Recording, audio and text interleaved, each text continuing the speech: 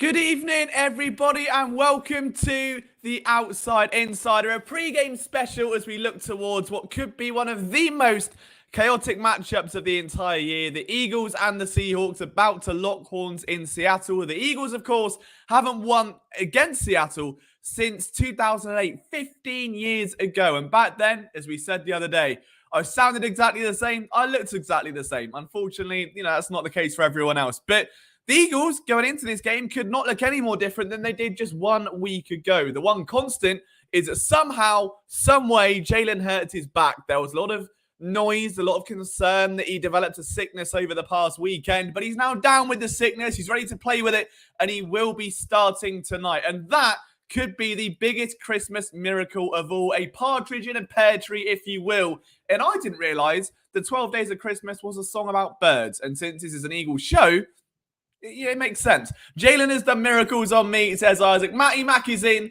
Jalen and Matt Hurts has a terrible immune system. Dude needs to take his Flintstone gummy vitamins. I used to have those. Although they weren't Flintstones, I had little smiley faces on, but I missed them. And it explains the hairline. I stopped taking them. The hairline goes. It's all downhill from there.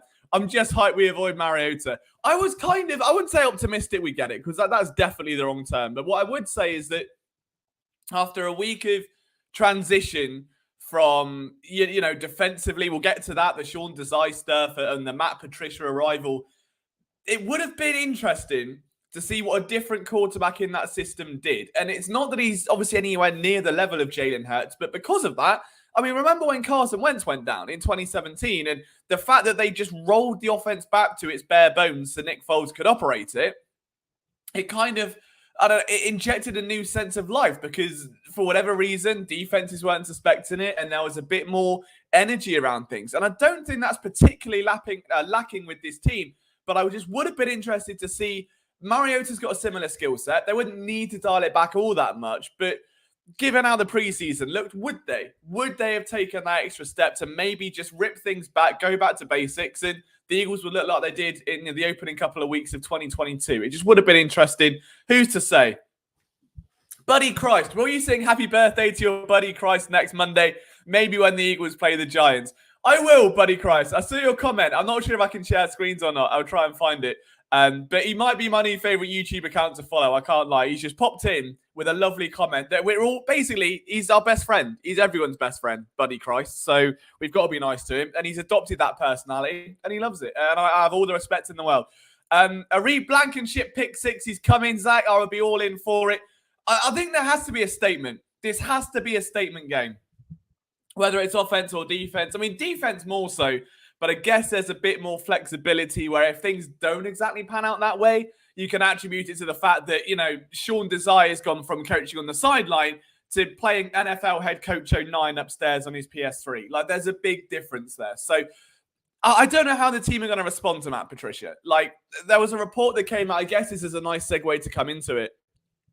But a report that came out, if you haven't seen any of it, that Sean Desai, first it came out that he was being temporarily replaced and was moved upstairs as defensive coordinator.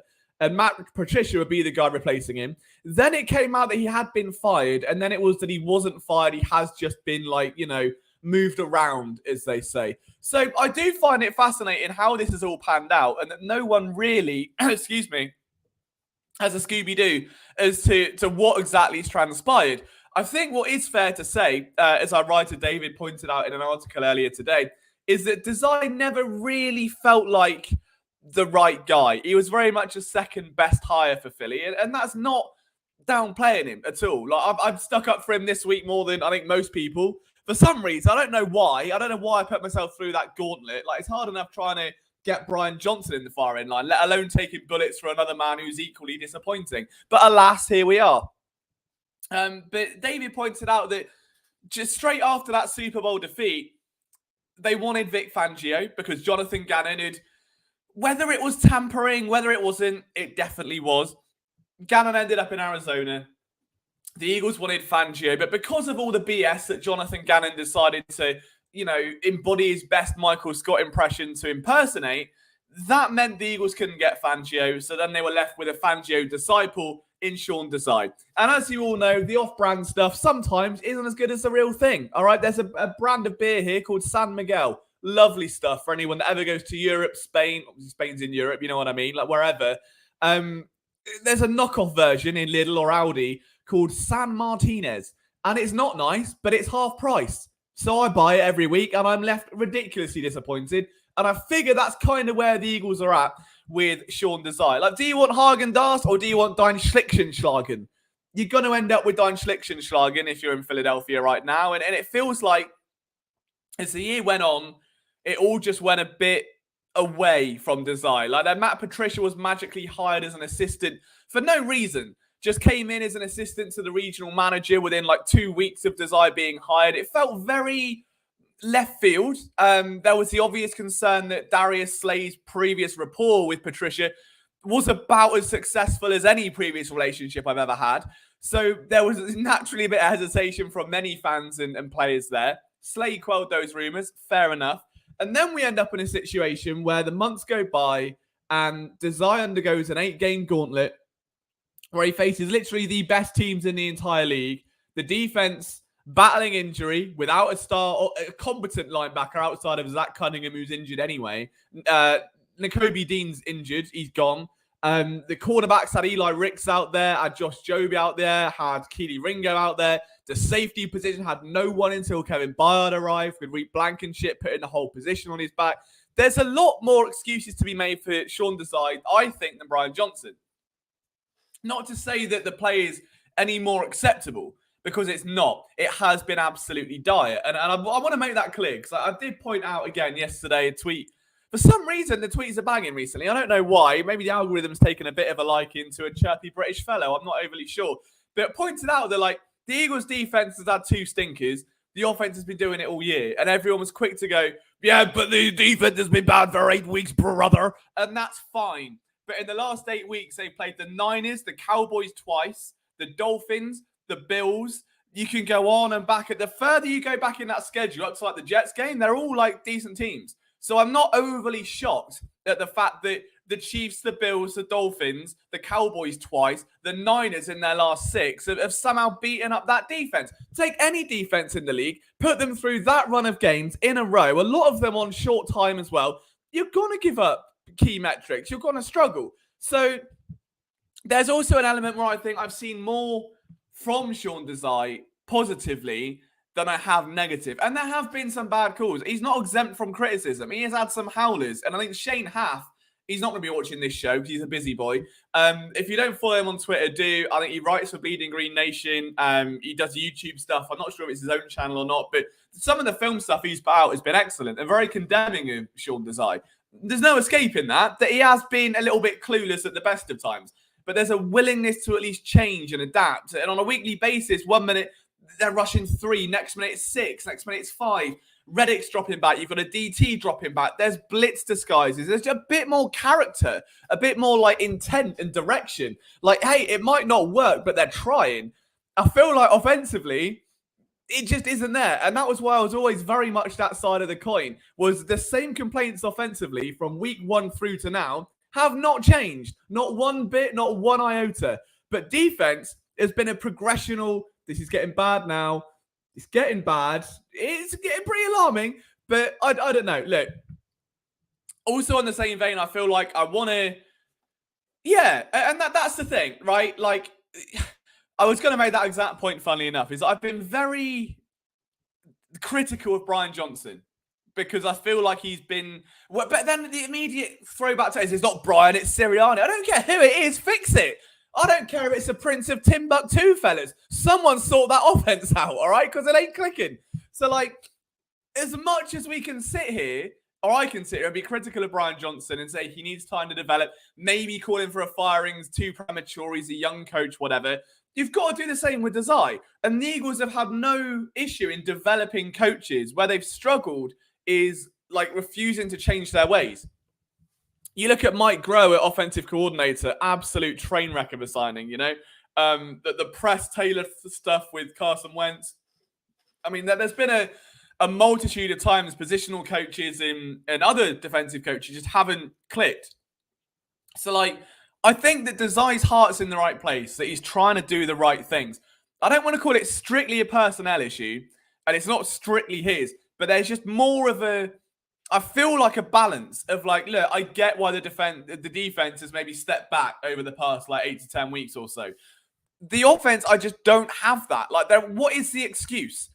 At least with the defense, you can go, yeah, we look at the caliber of offenses they've played. The best teams in the league, like, all right, Kansas have got a good offense. Buffalo have. The Niners have. Outside of that, I mean, Dallas to a point sometimes when they're not allowing like 45. They're very sporadic in that sense. It's weird. It's just a weird scenario. I still don't know fully where I am on it. I feel like the only caveat and the best way to describe it is that there is half of me, and I'm assuming a lot of you guys as well, that are like, they're young coaches, desired 1 year as a defensive coordinator before and a year basically being assistant to the regional manager in Seattle. It's going to take time, okay? You've got to let young coaches develop.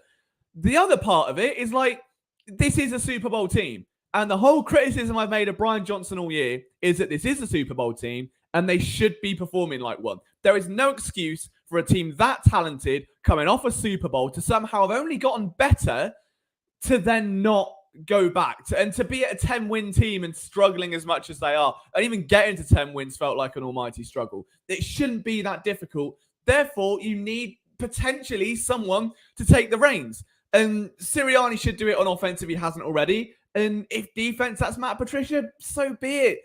Beggars can't be choosers at that point, you know? And that's kind of where I'm at with it, is that I'm level-headed. Like, look, they made a decision, but at least they're trying something. At least there is an intent to improve and to build on this team. So I'm very intrigued to see how the defense will look tonight. Shout out to Phil Stifle, our host of Trending in the AM, for leaving a like on Facebook. What a trendy young man he is. If you guys are just tuning in for the first time, hello, bonjour, come on, Tap L2. We've got a lot coming up for you tonight. This show will run from 6 till 7. And then around, I guess it's 11 p.m. your time, whenever the game finishes, we all have a live post-game reaction show. Now, I might be on that. I might be delirious. We'll see how we go. But it will be hosted by the Flipping the Birds guys. So if you want to hang out for that, get some immediate post-game therapy, the Flipping the Birds guys will be hosting a live post-game analysis show as well. If you can leave a like on the stream, that would be absolutely amazing. Again, it's the best way to help us, Mike, grow. if you will, if you get one. That's worth a like. That's worth a like alone, I say. We'll get to some of your comments. I know I've skipped over a few. Why are so many Philly athletes always sick? Because they're bloody sick when they play. They're well sick, I reckon. It comes with it. If you're going to be sick, you've got to also compensate for being sick, Phil. You know, it comes with it. The drippier you are, you get the runny nose, as we learned last year. Was it Boston Scott that did that? Or Kenny, someone like that? I think it was Miles Sanders, wasn't it, with that thing? It looked like he was doing something a bit naughty. I understand it, but you could have emphasized it a different way that wouldn't incite kids to start snorting booger sugar. But alas, I don't understand, so I won't speak on it. Eagles destroyed themselves, full stop. Desire wasn't the issue. Yeah, the team's very much in a weird spot. All players and coaches need to rebound with a nice dub. I think this might be the most, I don't think it's saying must win, but it feels like the most important of the gauntlet all of a sudden. And that is not the game I'd have singled out of the gauntlet to be the must win. It would have been the Niners. It would have been the Cowboys in Dallas, funnily enough. It would have been maybe the Chiefs or the Bills. I didn't figure hanging my hat on a road game in Seattle to be the one that ends up making or breaking this team. So I don't know. I feel like given the changes they've made, they need to win, right? Like if they lose or if that defense takes a step back, which is hard to do at this point, okay, but without a potential starting QB in Geno Smith opposite, it'll be Drew Lock. There's a lot to answer for. My main concern is that Patricia is still going to employ a lot of those like cover one tendencies that he's learned in Detroit, which didn't exactly fare too well for him. Like they just didn't. Even to a point in New England, like it's been the same flaws. So realistically, the tight end stuff with Noah Fant, the stuff over the middle where you've got a guy like JSN or Tyler Lockett is gonna still be very much an issue. Doesn't matter who's calling the shots. All right. If I provide you with out-of-date lettuce and out-of-date cucumber, you're not gonna make me a lovely tasting sandwich because the ingredients are terrible. If I'm telling you to cook it the same way, you know, it's just one of those things. So they do need to rebound, Michael. And thank you for your comment for watching on Facebook, by the way. I appreciate that. Michael Williams, who went from Mike to Mike, with arguably, I would say, the most aesthetically pleasing profile picture we've seen in a while. Nice blends of pinks and whites there. It's all come together. Very soft pastel palette. I like it, Mike. I want to be like Mike. I need more pinks in my life. Go Eagles Nation. We're going to get the number 1 seed back. The Niners lose to the Ravens next week. I'd like it. I would like the Niners to drop a game. I mean, they've dropped 3 this season, and there was a bit of a skid, wasn't there? And they've sort of bounced out of it and never really looked back. And I think the Eagles need very much that same sort of energy, that same just drive, I think. There's got to be something unifying the team. Because this past week has just been a roller coaster. Like, to go from a few days ago where a report came out that Eagles players were told to research the opponents on their own and feed back to the coaching staff. And then Kevin Byer goes, no, we weren't. We weren't doing that. We got told to do our homework, and we told our teachers like good boys. And then that teacher gets fired. In the space of 2 days, that is a lot to digest, no matter how you slice it. None of the past 7 days has been a good reflection on Philadelphia from a business standpoint of the way they've conducted themselves. So they very much need a win. And I like to think even if they don't win tonight, they can win out. That's not a concern. The worry is, and I've voiced this before, and I think it is even more prominent now than it has been in previous weeks, is that the way this story goes, we've seen it all before, haven't we, right? Where the Eagles drop a few stinkers, like we've seen, and they might, let's say hypothetically, they lose tonight. They lose to Seattle, and the tail is between their legs, and the media frenzy, big, scary, intimidating, okay? They go into New York, and they go into New York, and they go into Arizona, and they beat the wheels off of these hopeless franchises with nothing left to play for other than draft picks. And the underdog mask comes out, the tweets come out, it's very us against the world, no one believed in us. And then they get to the playoffs, and they've got to face Dallas again, or they've got to get San Fran again. This is the last game, really, that is an average team they're going to face until they get to the playoffs. After this, the Giants shouldn't be much of a threat. The Cardinals shouldn't be much of a threat. This is the last time we get to see this Eagles team face a moderate NFL team that maybe in another universe was playoff bound this year. Okay? And that for me is where I think this game matters more. They've got to figure something out. They have to prove that they can hang. So if you lose 3 in a row, like we said earlier in the week or last week, you lose 3 in a row, you go into that Giants game, you go into Arizona, there's blood in the water. Jonathan Gannon and his cringe-inducing Michael Scott personality are going and sniffing that right up. All right, they're loving it. It's a white Christmas for Jonathan Gannon when he's sniffing that. I'm telling you now, boys, right? It is just, it's not what you need. A win here now to stop the bleeding, to save the discussions getting out of hand, to stop we already got a hint of anonymous sources in the past week. Nothing's even happened yet. And you've got people barking. And just to confirm, I was blocked by Darius Slay on Twitter in the end, so we did get mission accomplished. Never tagged him once. Blocked on Twitter. Said what I said last week. Vanity search his own name. Lack of leadership. Not interested at all. That sort of thing stops now. They get a grip. This is a team that should be excelling towards the NFC Championship game without a care in the world. Just doing backstrokes, showing off, spinning around. There should be no qualms, no concern that this team shouldn't get to the championship game with absolute ease from here on out. They've got to prove that tonight. And that's very much sort of where I stand in this situation. We get to a few more of your comments, as I know I'm just rambling. Joe comes in, Joe Mangoon. I hope I've said that correctly. It could be Joe Mangoon or Mangune, or just Joe. We'll call him Joe. Seahawks 28, Eagles 10. Fly, Eagles, fly. There ain't much flying there. Why the Fly Eagles fly if you have us losing? Yeah, there ain't much flying there. Meanwhile, I like that energy from Armin. Says, I'm mad confident. Let's go win this dang game. Matt Patricia going to be a key for us winning all the way, I believe. That energy is good. Get that in the locker room. Put him in the locker room. Now, fly him out if he's not in Philadelphia already. Get him to Seattle, okay? Get him on a quick, I don't know how long a flight is. Just get him out there. He can do the team talks. I like that energy. That's good. Tom says, I think this should be a last hired first situation.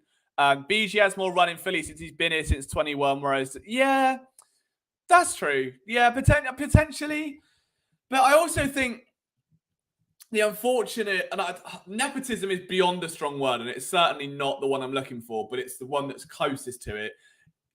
Brian Johnson has that relationship with Jalen Hurts, where he's known him since he literally came out the womb, knows his father, tried to recruit him at college, has known him his entire life. Like, there's that. It's a morale thing. Like, we don't know the dynamic of how close they actually are. But given all reports, you'd like to assume they're like BFFL, right? Breaking those two up for whatever reason, it ain't really going to hang. Like, as much as Jalen is a consummate professional and would understand, is it an added stress that you need to go through? Is the offense that bad? And I think that's where they're probably drawing the line. Is statistically, the Eagles' offense is okay, right? It isn't that bad. And we can go back to here and have a look at it. Like, if you compare the rushing offense and the passing offense there, 13th and 8th, it's not terrible. It's not terrible. It's not bad. The defense, 28th against the pass, 6th against the run. I don't know. It's tricky, but I would be surprised if it didn't play a part. I'd be very surprised if that relationship with Jalen has not played some role in giving him maybe an extended reign, like just running out the leash a little bit more, like kind of pushing the envelope of what he can get away with. Sort of like if you're at home and you're a kid and you start acting up, your parents shout at you and they send you to your room, and that's sort of where the line gets drawn, right? You go out in public and you start acting up, and your parents talking to their friend, the parent typically isn't as harsh on you because they want to look like a good parent, because, you know, they don't want to be shouting at their kid in public. So the kid acts up a bit more, tries to push the envelope. Mama, can we please have these chocolates? Like, no, Liam, put them back. Mum, I really want them. I really, really want them. I mean, so good. And do you see what I'm saying? I feel like it's that kind of vibe with BJ and the Eagles. That's sort of, again, where I'm at with it there. We'll get to a few more of your comments. We Eagles have issues and have been exposed the last 2 weeks. Unfortunately, it will continue today. Oh, no, so we read this one, haven't we? But I was reading the description that time. Let's go down. Jalen Hurts, Michael Jordan type flu games incoming. I'd love it. I would love it. It'd be a lot of fun. I know Isaac, if he's still in the chat, put up a great meme of Jalen and AJ drept in as Michael Jordan and whatever he's called. Scotty, probably. I don't. Dennis Rodman. I'm going to guess Dennis Rodman. I don't know basketball from the 80s. I don't even know it now. I know Steph Curry, that's about it. Buddy Christ, make no mistake, your Buddy Christ came to get down. So get This is legit like my favorite account to ever grace our YouTube streams. The core 12 was moved up. We're now a core 13. Buddy Christ is in. The profile picture with the little thumbs up. The energy, it is tremendous. I genuinely, I love it more than you could ever know. If we don't win this week, morale's going to be bad, really bad. And Isaac says, I feel like every game from now is a must win. I'd agree with that. Again, I think like you're already wobbling. The team make a change. I think, again, defensively, it feels like there's a little bit more in the way of leverage because you have made a change. You're afforded that teething problem period. You know, when you start a new job and you break the tills and all of that stuff, it's just difficult, isn't it? So there's going to be a little bit more flexibility. What I didn't like was that there was a report that came out, was it yesterday? I mean, it must have been yesterday, saying that, yeah, the players didn't like Desai as a coach, or he didn't really inspire a lot of leadership or something. And it's like, that took you 15 games? Like, that should have been vetted in the hiring process. That's kind of a core thing of being a coach, is it not? Being able to coach. Is it not in the job description that being a coach, you should be able to, I don't know, coach players?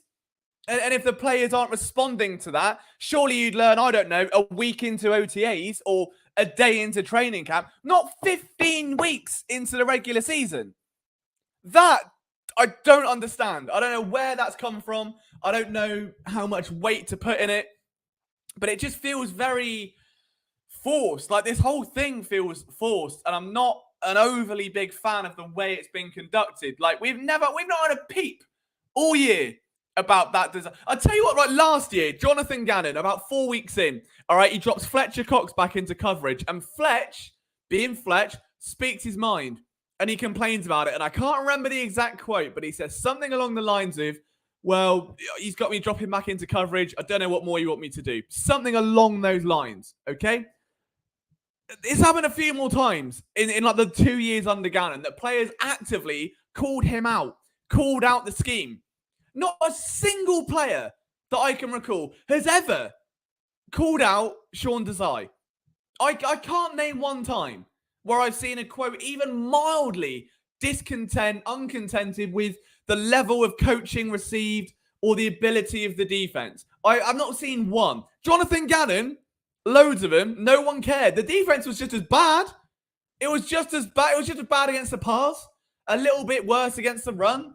But they're not good in third downs. And they also played a group of bums last year. Could you imagine Jonathan Gannon coaching this defense against the Chiefs, the Bills, the Niners, the Dolphins, the Cowboys twice? Could you? Because I couldn't. He struggled last year. And he was playing, like Sasquatchian high school teams.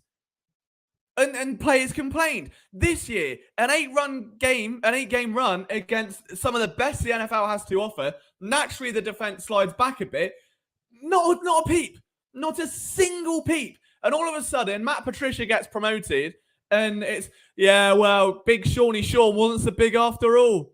Sean Desai wasn't great he's not a good coach. You're not coaching the players. You would find that out in the vetting process. It is complete horseshit. Like, excuse my Francais, but it is just not on. Like, there's a better explanation than that. If the defense isn't working, you want to make a change, that's all you need to say. That is all you need to say, all right? It's been subpar. We're better than that. We're trying something different. A fresh mind might bring fresh ideas. The defense would improve. That's it. That's as far as you've got to go with it. To critique a man's coaching who has not been, again, critiqued all year, where Jonathan Gannon was getting called out by team captains audibly and his scheme last year when they're playing the Sasquatchian high school superstars and the Calgary Misfits is ridiculous, genuinely. And again, something just doesn't feel right with it, and I can't exactly put my finger on what.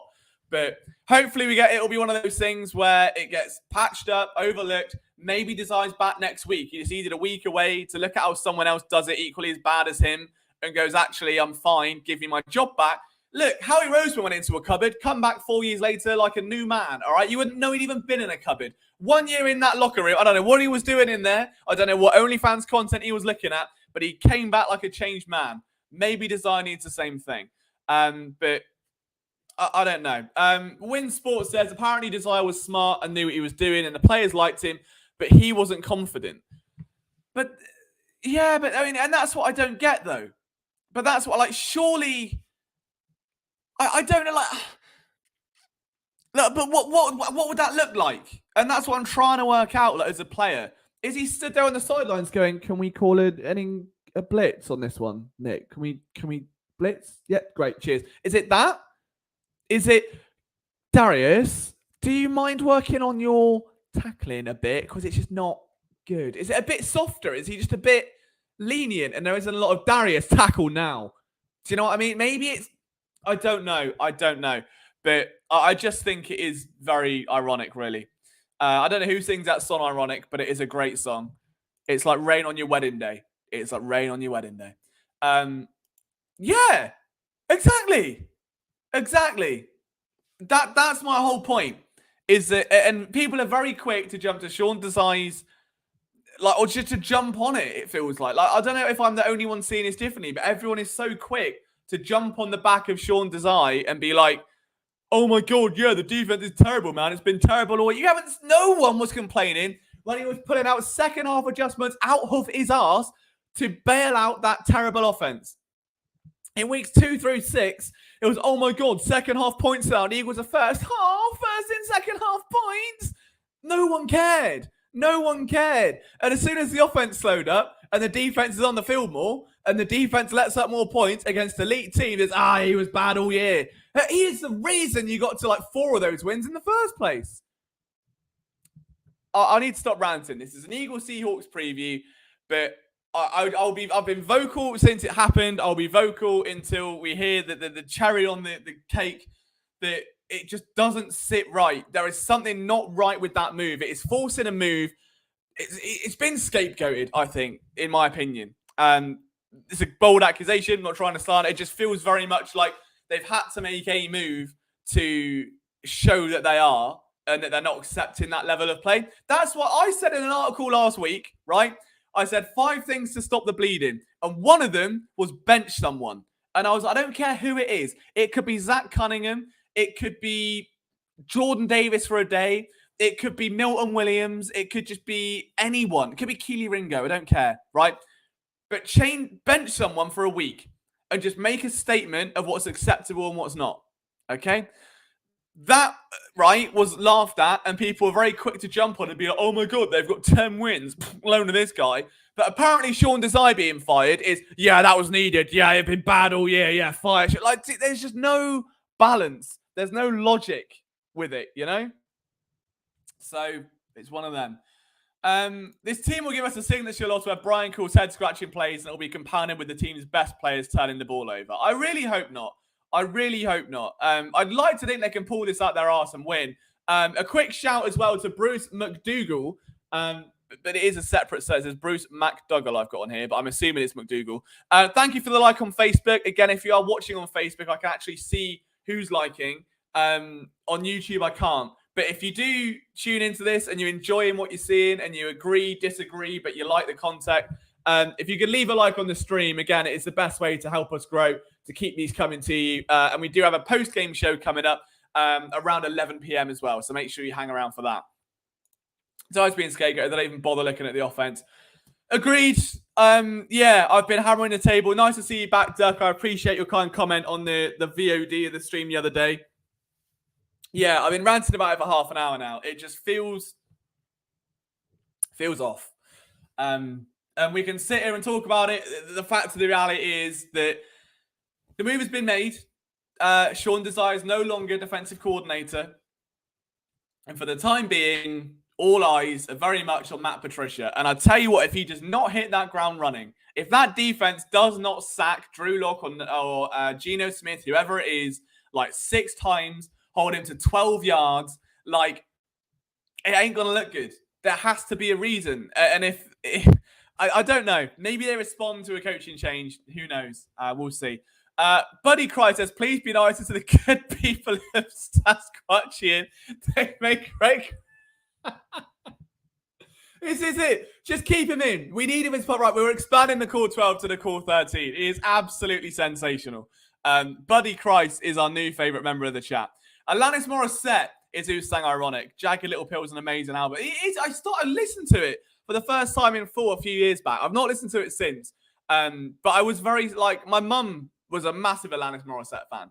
And I'd never really got the hype. And then you're probably in the Twitch stream where I learned how to sing Ironic or wail it at the top of my lungs and was like, oh, listen to the album. Very good. Very, very good. Poutine. I had poutine the other day, but apparently it wasn't like normal poutine, if that's even how I'm pronouncing it. There was something different about it, and I can't exactly remember what, but my girlfriend was very avid that this isn't how the Canadians do it, and I was like, okay, sorry. But I ordered it, and it was a, £11 or however much it was, so I won't complain. Bob and Doug McKenzie. I don't know what that means. Are they Eagles players? Are they coaches? Look, Bruce McDougall liked us on Facebook, but that is not a Bob, nor a Doug, nor a Mackenzie. I might be missing something there, Jim. You might have to help me out. I'm a bit slow. It's been a long day. I've been trying to wrap Christmas presents all night. But if I'm missing something, maybe just saying hello. Maybe Bob and Doug McKenzie are watching this and they just want to say hello. In which case, hello, Bob. Hello, Doug. Could just be me being stupid. I'm not sure. But also a shout out to Kevin. Oh, he tests with the names now. Kevin Sirapades? I'm hoping I said that right. Thank you for the like on Facebook as well. I appreciate you. Again, I can't see them on YouTube, but I can on Facebook. So I'll always give you a shout. With the talent on offense and the piss poor performances we've had are unacceptable. Totally agree. What are you going to get from Patricia? His Detroit defense sucked. Oh, I see. Right. Hold on. Right. Hang on. We've got to jump in. He's referencing a comedy show from Canada. See, that was lost on me. I apologize there, Jim. I didn't mean to offend if I did. That was just me being a bit silly. But fair enough. So what's the game plan against Seattle? Just survive. I think let's not overcomplicate it. This isn't, the Chiefs where there was a very clear path to victory. This isn't the Cowboys where it was just trying to protect the ball and keep Dallas off the field. This is very much you've made an abrupt change defensively. Figure out what works now. Like, there has been a clear change and an emphasis. Not only that, okay? An emphasis on players doing things differently to Sean Desai. The players were researching their own film, okay, ahead of this game. That, partnered with the move at the very last second, should instill a difference. So I'd like to think that if you look at the way that this Seahawks team is built and performs this year, that against the run, the Eagles will be good, but that's not exactly anything different, is it? They're still a top 10 run defense, despite having faced guys like Tony Pollard, despite having faced guys like Christian McCaffrey. So I'm not exactly stunned that, oh yeah, stop the run against the bad run defense. Zach Carbonara has done nothing. Not impressed with him this year. Obviously, they've got Kenneth Walker coming back, but I'm not, again, overly enthralled about the prospects. That he hasn't been a home run hit this year compared to what he was last year. So stopping the run shouldn't be too hard. And the passing offense, it's Drew Lock and it's Geno Smith. Great. Like, I'm not exactly, again, terrified. I think for me, the main thing is stopping guys like, DK Metcalf. Is DK Metcalf, is Noah Fant. Like, I will single out Noah Fant all day. Okay, like I think he genuinely, if you're playing DraftKings tonight, if you're building a same game parlay tonight, look, I'm pretty sure his receiving total is 21.5 yards. Hammer the life out of it. Don't actually, look, if you put your house on it and it loses, don't blame me. But I am just saying, the Eagles have given up 78 to Jake Ferguson. They got killed by George Kittle. They don't have, regardless of who you've got calling that defense, they don't have the personnel to stop tight ends feasting over the middle. They just don't. They just don't right now. Darius Slay's also out. That's going to be a factor as well. Noah Fant should be getting 5, 6, 7 targets this game easily. 21 yards is nothing against the pass defense is bad. Stopping him is the key. They've not used him very much. He only gets like 2 or 3 receptions per game. But I think that has to be the focal point if you're trying to stop this Seattle offense. DK's going to do DK. And he's got one hell of an assignment. I'm assuming it's going to be Keely Ringo. And if it is Keely Ringo and DK Metcalf, I'm all for it. Drop him into the deep end.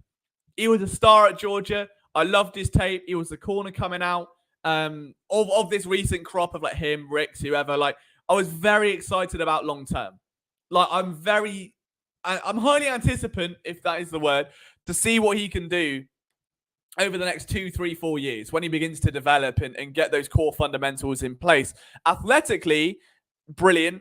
And he's built perfectly for a role on this defense. He's got to grow into that. And he's not going to do it without reps. He's got a prime opportunity to go against one of the NFL's very best this evening and come out on top.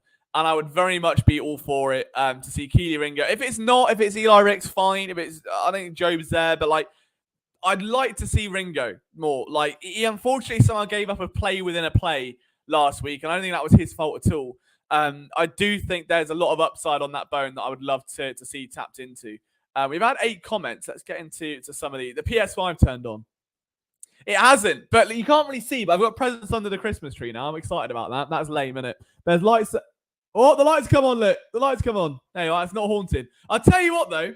This isn't even a joke, because we're all here.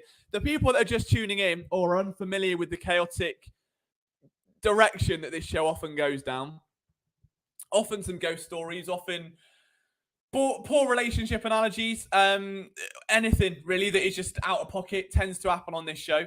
There have been jokes about, me dealing with haunted things in the past with my old office. And because of that, there are now jokes like the PS5 turned on, or your door just slammed shut, or someone's walked through your hallway. It's always something to try and get me to turn around.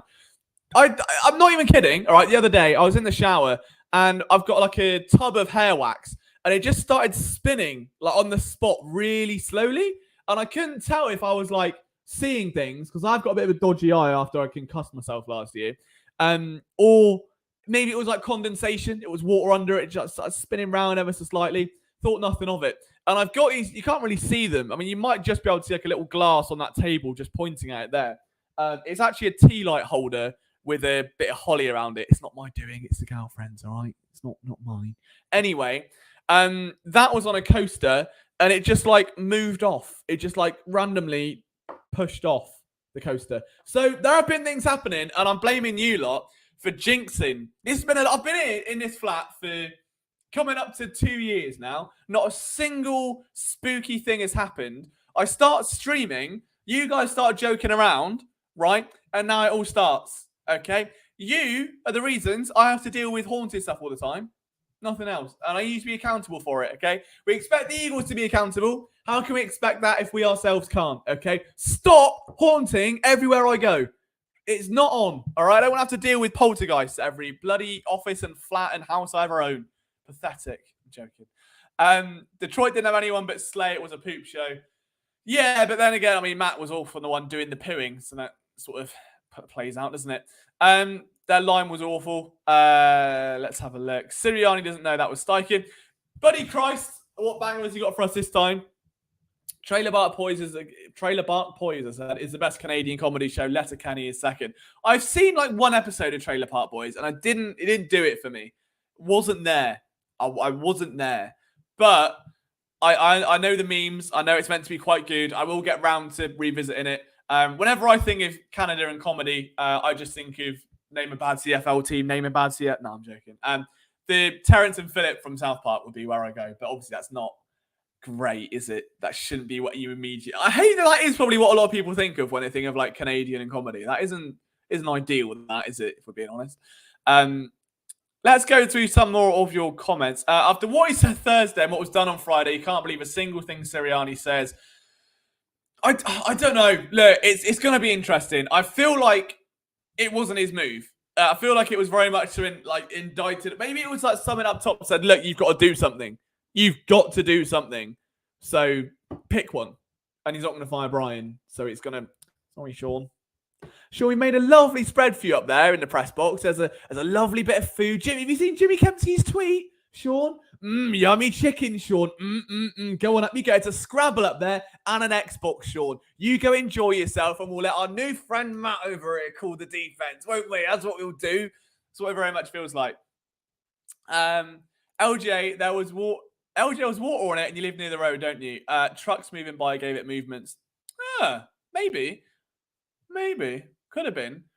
I do live near a road. I mean, it's not like... But it's kind of a parkway, and then there's the road next to it. But it could well have been. I thought it could have been condensation.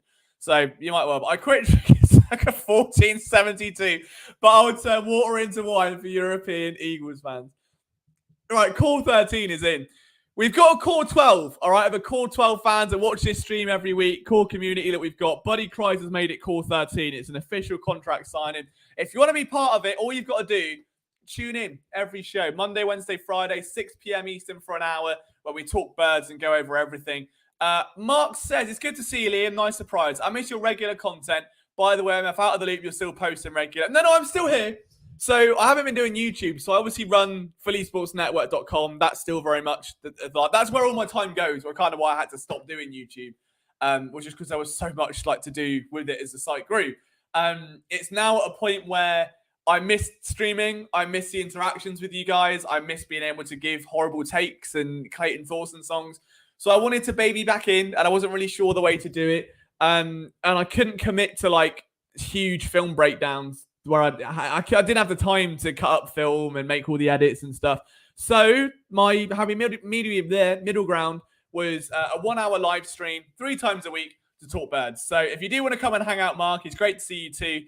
Monday, Wednesday, Friday, 6 p.m. Eastern. That's where you can catch this show. We do have other content as well with some of the other guys. Phil Stifel's got a morning show, which will be, I think it's 8:15 in the morning. It might be 8:30 now. I know he did change recently. I should know that. Don't tell him. And then we've got Flipping the Birds on a Tuesday, and we've got an Eagles post-game stream tonight as well. So plenty of video content coming. It's just more live directed now. I would love to get, and I don't want to falsely promise. I know I do that a lot. But so far, this has been good. We've been doing this for 6 months, maybe? No. It was just in time for the regular season, wasn't it? It was literally in time for week 1. So 4 months? September, October, November. Yeah, about 3.5, 4 months. But I would love to do an hour-long documentary. I think documentaries on YouTube are becoming cool now. Whenever I go to bed, I'll watch a 3-hour lore of Metal Gear Solid, or I'll watch like a 2-hour breakdown of golf stuff, or I'll watch an hour long I don't know, wrestling thing, or literally the other way, I was watching like the final round of the Masters from like 2003, like just random stuff. Like this longer form, like breakdown of content is becoming. I think TikTok's gone so far the other way, where it's all short and in your face, that people want the longer stuff, but it never really existed for their niche that they had. I would love to do that and maybe like an hour-long breakdown or dissect the fall of Carson Wentz. So that'd be cool, like a documentary of the rise and fall of Carson Wentz, stuff like that. I'd love to get back into. So I don't want to falsely promise, but I would like to give it a go, depending on time and that. I mean, it might take me 6 months to make a video, so who knows? But I would like to do it. I don't believe that he played through the stretch of hell and then the final 4 games he can be like, I'm back. I don't believe that he played through that stretch of hell and then the final 4 games he's like, yeah, I can be back by the playoffs. That's fair. I'd agree with that. Gino's playing. All right, news in from our insider, Isaac Junius. Gino Smith is playing. So we do have a Gino versus Jalen Hurts showdown. This is going to go so tits up, isn't it? This is just going to go. I've got an awful feeling that this is just going to be like a 50-point slogfest or like a 13-point. So there is either going to be an offensive shootout or a defensive masterclass by both teams. And there is no in between, frankly. Can't be giving you free water ASMR on the channel. You've got to pay for that one, gents. Couldn't let Penny get his revenge. I'd have loved it. I mean, that's been really disappointing. I will say that.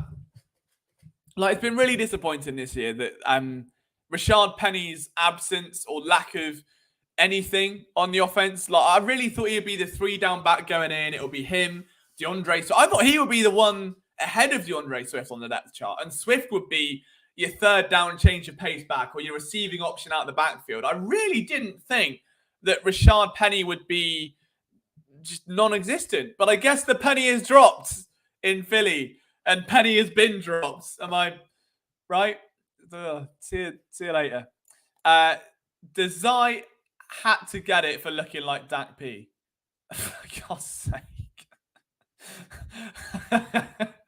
I've never once noticed that until you said it. And then, like, the penny dropped, to be part of the part, and I was like, yeah, all right, fair enough. I get it. Like, Dak, if he's like, had a few more Burger King endorsements, I get. Shout out as well to Jack and Hagar. I think I missed his earlier comment. I'm trying to find it now. There we go. He said, Ringo Starr's going to shine. I certainly hope so. And he drops another... Bless him. Look, I haven't even said hello to him yet. He's been watching the whole time. Imagine unleashing Penny on his old team. I love it. It'd be great. Imagine all the jokes about pennies I could make. Like, you know, a penny for your thoughts. Drop in the penny. A penny in the well. Penny in the ocean. Penny. You know, all of those good puns. Devon, are they actually both out? Devon Weatherspoon and Jamal Adams are both out. I know they activated a safety. I think they activated a quarterback. That's mad then. If they're both, there is no excuse not to win that game. There is no excuse not to win that game. Like, it's like you... Do you know who the Eagles remind me of right now? And I hate to say it. I really hate to say it, right? It's Manchester United. It sucks to go there. For anyone that is familiar with English football, okay? A team where they have just launched money at stars and they're just dropping the ball and they're being beaten and they look silly and there's outrage and then they're now cycling through coaches at the speed of sound and they just can't seem to find a rhythm and every week there's something new going wrong. It's only temporary. Look, the NFL season moves at the speed of sound, okay? They could be like prime Manchester City in about 2 weeks' time. But for the time being, they're going to come up against a team without Devon Weatherspoon, without Jamal Adams. The only other player of note on that Seattle defense is literally a 48-year-old Bobby Wagner with a walking frame. And I guarantee something goes tits up. It will. I would love a 48-point blowout. We've not seen the Eagles really dominate this year, have we? Has there been one game? It's actually been one game when they've won like 43-10. I mean, I guess the Dolphins one was pretty good. That was probably the best of the bunch. The win over the Chiefs was good, but MVS, you know, ruined that. And backed up my thesis, but he did ruin it. So I don't actually like... Oh, the Bucks? Yeah, fair enough. Mark says the Bucks. That's a good shout. But It just hasn't been much, is there? Like, if you look at, I hate to say Dallas, but they kind of are the other standard in the NFC East, aren't they? But if you look at the way they're winning, they either lose by 40 or they win by 40. There is no in between. They don't have one possession games. It's either a total blowout or they get totally blown out. The Eagles seem to be in these weird states where they can't really get past anyone without there being some kind of lifeline. I would love a blowout tonight. I would love a blowout. And a BJ, but that's, BJ is still there. We have to wait for a better BJ tonight. So a clarification, Gino's active doesn't mean he's starting. So that's interesting because they did activate a quarterback off the practice squad. I can't remember his name. And obviously a safety as well. So Jamal Adams out. That does back the fact that maybe they knew both would be down. Baby, are you down, down, down, down, down? You never know. Our buddy Jesus likes to get down. I agree, Isaac, but it's been the track record of this year. Jets game, Bills games. He's like, oh boy, vulnerable secondary. I don't care. They can't stop the run. Yeah, I don't know, man. I mean, Jalen Hurts has been forced to very much, evolve as a passing quarter. I'll give him that. That, if the criticism before was that Jalen Hurts is a rushing quarterback, I think anyone can say that now, can they, really? Because all he is doing is literally having to pass 49 times a game. So there is that. I love how you had him most of the time because, let's be honest, we are always right, folks. Looking at you, Jalen Reagor. Look, I was on the Jalen Reagor train, okay? In that draft class, that was the worst year to be an LJ fan. To be a fan of PSM and to know that, I did a whole breakdown on wide receivers. I made a spreadsheet of different traits of their release, the separation, the adjustment, the yards after the catch, their hands, all these things in wide receivers. And Jalen Reagor graded above every other wideout in that class for what the Eagles were looking for the specific traits they were looking for. Not overall, but for the specific traits they were looking for. He was better than any other receiver. That went well. John Hightower was another favorite of mine for those same reasons. That wasn't as disappointing. For me, it was absolutely gut-wrenching. I was physically sick. But nonetheless, we move. Let's see, there it is. Look, I love John Hightower, okay? He was just very quick, okay? He was very quick, and he seemed to be very good at Boise State. None of that translated to the NFL other than the speed. So I got made to look a little bit silly there. But since then, they've not drafted a single player I've actually liked. Like, I'm not... Like, that I had a mock draft where I literally had, I think, 2 or 3 players that the Eagles ended up picking. They've not done that since. It's like they've seen the evidence and gone, nah. And you can look at the Aussie Newsom School of Scouting. You can look at changes with like Andrew Berry moving on or whoever. But realistically, they've watched my video, copied and pasted it. God, he doesn't know what he's on about, and they've never gone back to it again. That's exactly what's happened there. I stopped evaluating wideouts and corners because I suck there. Give me more QB, O-line. See, I would say that. I like evaluating quarterbacks, but I don't because I also thought Paxton Lynch was a better prospect than Carson Wentz, which wasn't far off in totality. When all was said and done, wasn't far off. But I would much rather have Paxton Lynch that year than Carson Wentz. So there is that. Maybe I'll get back to it this year. Maybe I'll start revving up the engines again, get some draft content out. I know it was always a hit. I just can't use any videos because that damn company demonetizes everything and makes sure I eat baked beans. On that note, guys, we have got a few minutes left of the stream, so it's time to get your predictions in there or wherever the chat box is on the device you're watching. Let's get your score predictions in. If you get it right, I've still got to get Ricky's prize. I've just remembered that. Bollocks. But if you could leave your score predictions in the right-hand side on the box, I will try and get a prize sorted if you get it correctly. So there's your game. There's 22 of you, all right, watching this. I want 22 individual score predictions in there, or you're being sent outside. All right, and you can deal with the headmaster in a minute. Here we go. Right, now we're cooking, I guess. 32-31 Eagles. Oh, that's a nail biter. Don't give me that at 5 in the morning. Can I not be up by like 15 at half time? At least. 35-3 Seattle. That is, I'd like. Whoa, hang on. Whoa. I thought it was 35-3 Eagles. But you mean 30? I thought it was 35, then 3 points Seattle. But 35-3? Oh, God, if that happens, there is going to be a mutiny. An absolute mutiny. The slides are good. I will say that. We do love a good graphic. We got things like this, and we got things like that. I'll try and animate them eventually, but for the time being, They do the job. 28-17 is what he says. I'll take that instead. 30-20 says Tom. I don't mind that. 70. Oh, that's a nail biter. That is a nail biter. See, that's what I'm saying. I think there's going to be it'll either be one of them or it'll be 35-3 to one of the teams. Like it will be no in between. It'll either be a low scoring, nail biter, grueling watch where everything goes wrong, or it'll be a massive win. Santa Blackstone, thanks for hopping in and saying hello, giving you a prediction. 45-24. I like that. A 40 burger would be great. I would love nothing more than to see Jalen drop like 4 touchdown passes. DeAndre Swift get a couple. That'd be terrifically tremendous, sir. Jay Fizz, I don't have a score. Just if we don't run the ball 30 times, at least the OC needs to be fired. But he won't be because he's busy mates with Jalen, probably. That's not an official statement. My opinions aren't my own, and they are solely those of the company I represent. That's not how that's supposed to go, you know what I mean? TMZ, thanks for the Cowboys beatdown. That is true. Look, TMZ's Buffalo Bills did do us a favor. Because could you imagine if the Cowboys had won against the Bills and the Eagles needed to win this game and then did the Sean Desai thing and then had all this stuff recently? Like, it would have been a very different vibe. Like, the fact that the Cowboys lost opens up maybe a certain level of flexibility. Maybe that is the driving factor. Maybe they saw the Cowboys loss and go, well, might as well try it. They saw the Cowboys like 20 points down and went, Sean, take the week off, bud. You go play some Scrabble. Yeah. Matty boy's got it here. Don't you worry, sunshine. Maybe it was that. Cowboys stink. We can all agree with that. We can all agree with that one. All that matters is a win.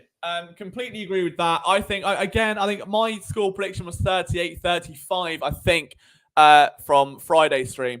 So I'm going to do that. A lot of sinners in the Jacob chat. At least you'll be even in here. Buddy Christ. We're a holy channel. All right. We're a PG channel. And we never talk about sloppy BJs, bad BJs, good. We never do any of that. But we will say Team PSN. It always will be. All right. We don't do all PHLY with their oil money, the Manchester City merchants. We don't deal with them. All right. Jacob, I have some level of respect for. I like what they do. Like, the product's all right, but something's a bit overblown. But here is chaos, and that's what we like. Holy chaos, if you will. But is Josh Allen said he should not get any credit. He didn't do anything. This team needs a blowout, though. Oh, don't we all? Don't we all? They just need to end them, but that's not their track record. Is Gino playing? Yes, he is. Well, he's active, so we don't know if he's actually playing yet. I guess we'll know shortly then, right? Probably like 15, 20 minutes or so, whether Gino's playing or not. But I would assume yes if he's active. But assuming, as we all know, makes an ass out of you and me. Assuming makes an ass out of you and me. Okay. And on that note, guys, you've got 30 seconds left in the stream. So that means it's time for your quote of the day. And I didn't really come prepared with a quote of the day today, so I will say this, okay? To Darius Slay. The emptiest cans make the most noise when you kick them. The emptiest cans make the most noise when you kick them.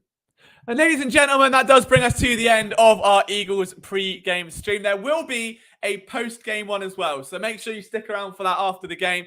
Brian, Eric, Zach, Morgan, I think are all going to be on the stream, so that's going to be a very unique experience depending on how that game goes. It could be very great, it could be absolute chaos. But thank you all for hanging out on this lovely Monday evening. If you could leave a like on your way out as you hand your tickets in, that'd be absolutely brilliant. It would mean a lot to me, to the folks at PSN, and it just helps us grow so we can reach more people and annoy more of us with a British accent. So thank you so much for hanging out. Go Birds! Let's get this win, and let's hope that Wednesday's stream, when I next see you, Wednesday at 6 p.m, is filled with joy, euphoria, and confidence that the Eagles are going to run it all the way back and reach the Super Bowl, and we never have to discuss the Sean Desai thing again. From myself, Liam Jenkins, if you want to follow me on Twitter, it's at Liam Jenkins PSN. Take care. Enjoy your Monday Night Football chaotic game, however you choose to. I'll see you on the other side, hopefully talking about a win. Take care.